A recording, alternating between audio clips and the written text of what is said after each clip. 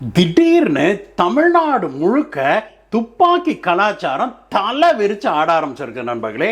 சில தினங்களுக்கு முன்பு சேலம் ஆத்தூர்ல ஒரு திமுக நிர்வாகிய துப்பாக்கியால சுட்டு கொண்டாங்க. சரி, இது ஏதோ அங்க ஒண்ணு இங்க ஒண்ணுமா நடக்குது அப்படின்னு நினைக்கலாம்னு நினைச்சா உண்மை அப்படி அல்ல. தினம் பேப்பர் எடுத்தா எங்கேயாவது ஒரு சம்பவம் துப்பாக்கி தொடர்பாக தமிழகத்துல நடந்து வருது. முந்தியெல்லாம் வடநாட்டுல தான் இந்த மாதிரி துப்பாக்கி கலாச்சாரம் தலைவிரிச்சு ஆடுதுன்னு நாம பேசிக்கிட்டு இருந்தோம்.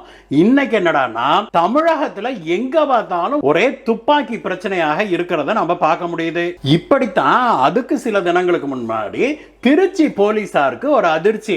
யூடியூபை பார்த்து ஒருத்தன் நாட்டு துப்பாக்கி தயாரிச்சிருக்கிறான். கேட்டா எங்களுடைய பரம்பரை வழக்கம், நாங்க வேட்டையாடுறது, அதுக்கு நானே துப்பாக்கி தயாரிச்சுன்னு தைரியமா சொல்லி இருக்கிறான் போலீஸ்காரங்க கிட்ட.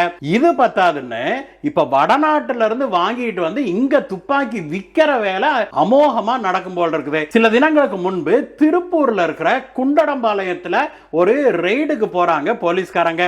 கஞ்சாவை தேடுவதற்காக ஒரு ரெய்டுக்கு போறாங்க. போன இடத்துல போலீசாருக்கு பயங்கரமான அதிர்ச்சி காத்திருக்குது. என்னடான்னு பார்த்தா அங்க இந்த வடநாட்டு பணியாளர்கள் அங்க வேலை செஞ்சுட்டு இருந்திருக்கிறாங்க. அந்த பணியாளர்கள்ட்ட சோதனை நடத்திய போது அங்க 2 நாட்டு துப்பாக்கியை பிடிச்சிருக்கிறாங்க. அந்த ஆளுகளை பிடிச்சி என்னடா எதிரான்னு விசாரிச்சா அப்புறம் தான் விஷயமே வெளியில வருது. பீகாருக்கு போய் தாங்க துப்பாக்கியை வாங்கிட்டு வந்து இங்க நல்ல லாபத்துக்கு நாங்க வித்துக்கிட்டு இருக்கிறோம் சொல்லி இருக்கிறானுங்க. பீகார்ல 6000 ரூபாய்க்கு துப்பாக்கி வாங்கி இங்க 50,000 ரூபாய்க்கு வித்து இருக்கிறானா.